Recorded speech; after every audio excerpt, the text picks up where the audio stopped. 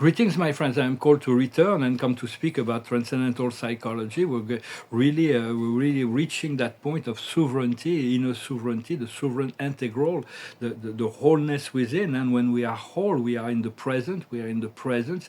We have no more need outside of that, and we dominate in silence all realities of the. Around us, and people feel safe and feel good in our presence without saying a word, and all that has meaning and value flow naturally. But we need to be whole to navigate the great ocean of consciousness. So to be whole is to be accepted that you are whole already.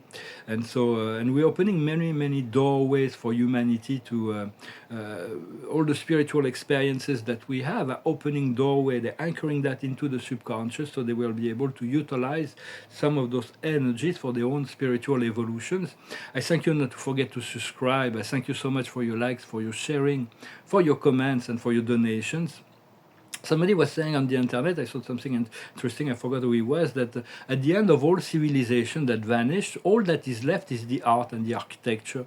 So I said, because I dedicated my life to art, and I do feel art is really something very powerful to carry energy through times when there is when it's hard base, when the art is hard base, when it's only a mental thing. That it's just a fashion in trend. It will fast, but all that is hard base, all the work that we're doing that is hard base is very precious, and we all have a unique role to play in this ascension process, in this drama of creation at this very important time. It's all about awakening the Christos and the Sophia, the divine feminine and masculine within ourselves. It's the awakening of the Messiah, the collective Messiah. There's not one Christ that is descending. There are millions of them that are awakening, and that was the great mystery. And when there is so that is, it will return. When he said I will return, is returning from within. And we can always call on him. He will definitely, if you believe, you accept him, and the Christ will come and visit you, this Master Jesus.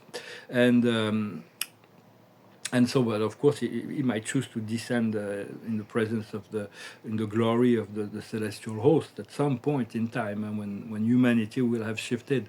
But so it's important to keep your attention on love, and to realize your meditation and your silence are very powerful. We can do so much within the silence, just with our energy, with our mind. Very powerful.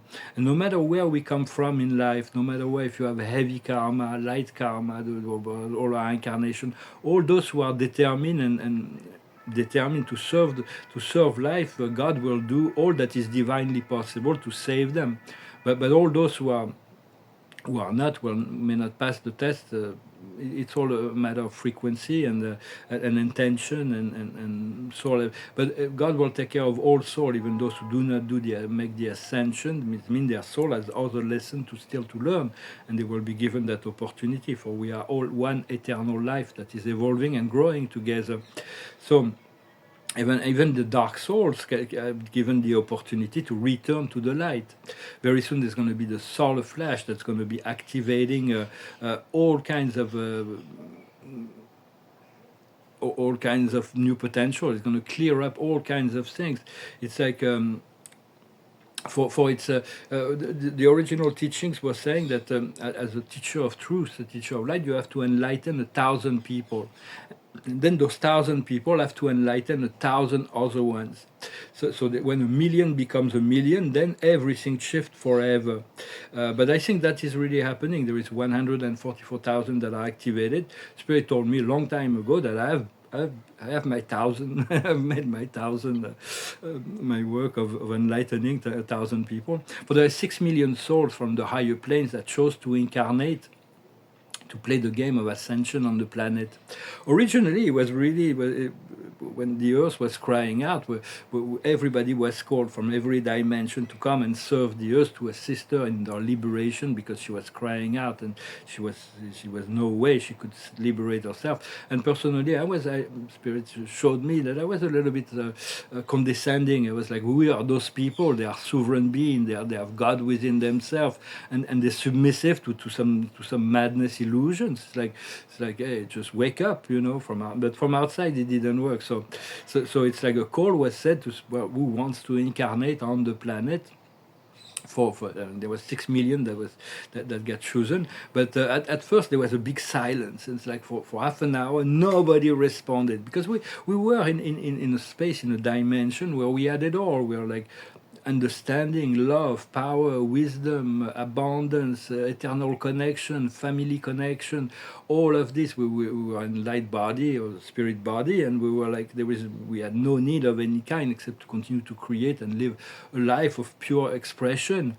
And so we were, it's like asking to give up all that to enter into this dark world of impure. And but so it's like for half an hour the whole community, everybody was silent. There was nothing, nobody. And then finally somebody said, "Yeah, okay, well, I'll go." And then say, "Okay, I'll go too, and I'll go too." And then eventually millions and millions and millions eventually chose to say, "Well, at least we'll be together. We're gonna incarnate together. We'll raise the consciousness from within of this planet. We'll liberate the planet." And so what happened is that all those beings, we were all gathered together, and but we had to make a test to see who was strong enough to survive that adventure. So we all went through the eye of God, and at the end there was only a few that was selected, a few millions. And so it's like those were the strongest souls. So if you're here, it's like because you qualified, you actually got selected. And so we were like, okay, where are we gonna go? And so we were in this higher planes, and so it was this dark tunnel of ignorance, and we were like, oh, okay, we're ready to plunge. Okay, we're gonna plunge. Then we plunged, and we emerged into the birth canal in the human form. So that way, but for me, I took the program long ago. I remember that I was already there at the time of Lemuria. I was already there at the time of Atlantis. I was there. I have many memories of all this time of recorded history, and soul memories are. And past life incarnation can be revealed naturally, just like something. But for me, it was the greatest catalyst were romantic connection with other souls that I had many past life with. When I could realize, sometimes they didn't turn out to be relationship in this lifetime, but they awakened me to the memory, because as I could see who they were for me in relationship to me in those past life, it was revealed through my third eye. I could see who I was because who they were. So it's like I had a number of romantic connections that revealed to me many past lives, because spirit revealed to me, well, you had this life, or you had this life with this person. And so a lot of it revealed, but we're only getting what we need to we're receiving when we need to receive it, what we need to receive. It's all our soul, that the soul has already embraced the light and is revealing little by little for those who chose the ascension. And often it is your guides that are revealing you those things. Your guides are divine eternal beings that made contract with your soul to guide you, protect you, enlighten you, and teach you. And they are assistants. They're like generals. They're not soldiers. They're like, ask them what you need. They will assist you in bringing, whether it is people, it is resources, it is whatever it is. They will assist you. But at some point, the I am presence take precedence. It's like for me, I used to work to be really depending on my guides for many decades, but now I have my I am presence is becoming so dominant that I still, of course, in contact with my guides. And there is the monad. Our monad is a very small group of spiritual beings that we are part of each other's soul, and they're like a spirit group. Some of them are incarnated, others are not incarnated, but that's our inner circle. And then we're connected to the company of heaven through all our memory too, because the galactics, for instance, we have many lifetimes in many planets. For those who come from the stars, part of the 6 million that incarnated here for the purpose of ascension from higher planes. And so we're going to reconnect to those friends and family, because we had so many lives with them. We are very familiar with them, and so we have more or less connection with different kinds of planets. For me, I've traveled through much in the universe before I came down to this planet, so I have much connection. But also the company of the ascended masters are also friends and family. The angels, the archangels, and then there is the higher spirits that guides. They're like the guides to the archangels, and even because there is always higher planes, but those spirits do not intervene directly in human consciousness unless there is a need for that. I've had contact with higher spirits They are the guides of the ascended masters sometimes. What we seek to achieve is the supreme consciousness. For its supreme consciousness is the mastery of time and space. Is the supreme being is the God of time and space. Truth, beauty, and goodness. For all things have some truth, have some beauty, and have some goodness. But God only is truth, is beauty, and is goodness. So it's like, and this is who we truly, the true essence of what we seek to integrate within ourselves. Then eventually we'll come into we'll look for, once we find the supreme, we'll start looking for the God, the ultimate. The ultimate is far more than a super supreme. It is the transcendence of the transcendence of the transcendence of the transcendence of time and space. So it is, and then eventually we'll integrate the supreme ultimate, at which points we'll come into the research on the integration of the deity absolute. But it was revealed that no being in the history of the cosmos has ever completely achieved the realization of the deity absolute. Yet my I Am Presence showed me the potential of supremacy, ultimacy, absoluteness, and infinity. So you can already go within the realm of infinity. You can give yourself the permission to send your consciousness through your intention to visit that realm and to receive the answer from that plane of the infinite. We can achieve so much more understanding from going to that plane rather than seeking answer in the lower planes. For there is only all is one and only one thing. There are many divinity, and of course there is the Godheads as well. They are one. They are God, and they are God in the cosmos. They are gods, and then there is a primordial gods on paradise. But divinity is always one. It's always synchronized. It's always one. So no matter how you choose to go, which divinity you choose to align with, it is all one. Yet always goes to a higher divinity, because otherwise if you go through a lower divinity, your energy will be tainted by the frequency of that lower divinity. Yet your guide can assist you in archangels and so on. They can assist you in elevating yourself. So see how it feels. You have to learn how to deal with this great ocean of consciousness. And for the time of polarized God is over. Before there was like in the mythology, there was like Greek or Egyptian or Nordic or the South American. There was positive and negative God that were fighting for supremacy, but those were not. They were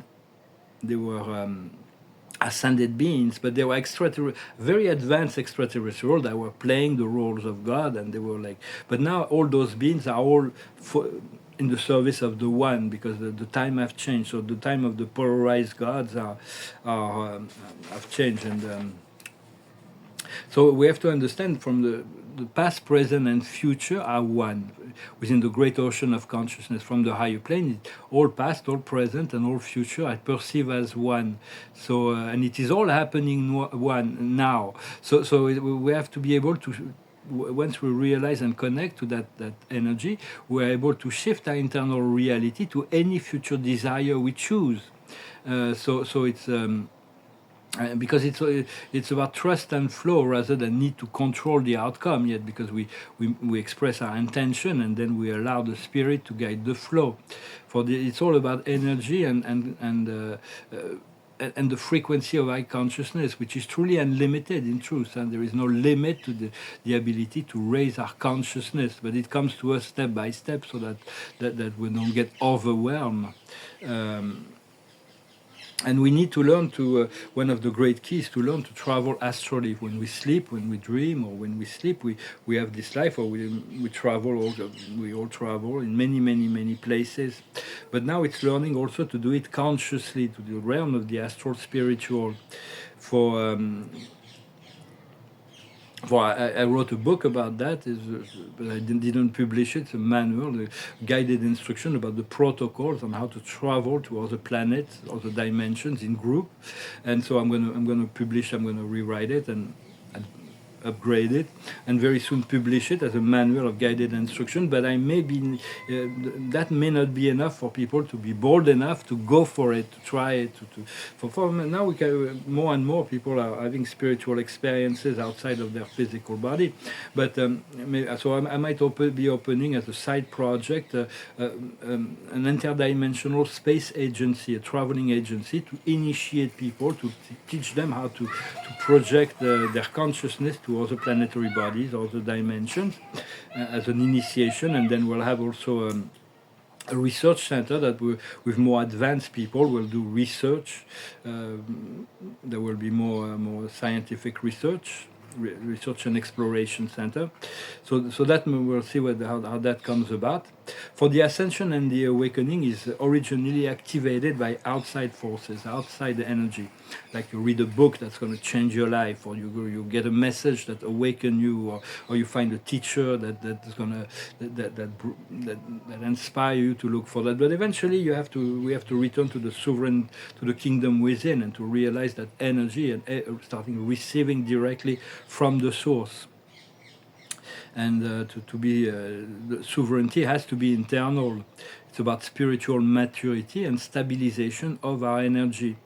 We need to associate by vibrational match rather than by ideology. Some people, we may not agree on everything. We may not be on the same spiritual level, but when we have a similar frequency, a vibrational frequency, we can co-create harmoniously together. So we'll have to create micro communities.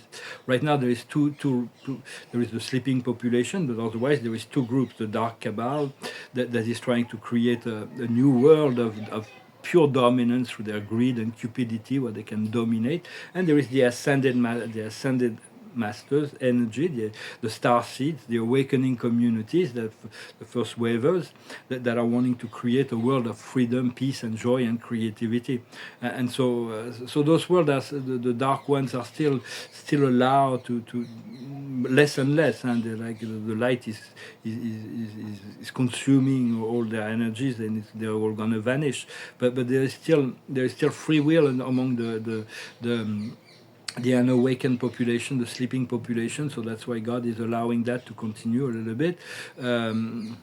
So it's like, but definitely the only timeline we want to see is the timeline of the golden age, of the ascension, of the new renaissance that is about to start. That has started in the turn of the century originally, and then was anchored in the 2012. But now it's going to manifest in the physical and will be fully unfolded by 2030. It should be really, it should be much more visible for everyone.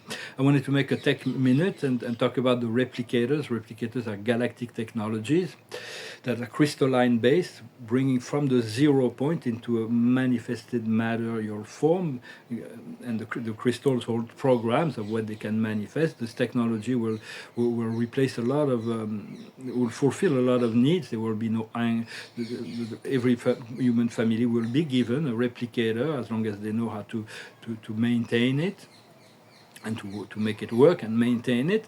And so he will give water, he will give food, he will give clothing, but there may be some restriction in the program, so people don't create weapons.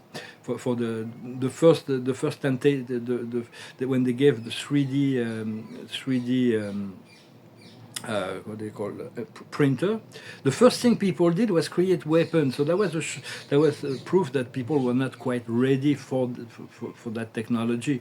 But that was 10 years ago. Now it's evolved, but there may be some restrictions. I think how it will work is that there will be a basic programming, so everybody will have all the basic needs.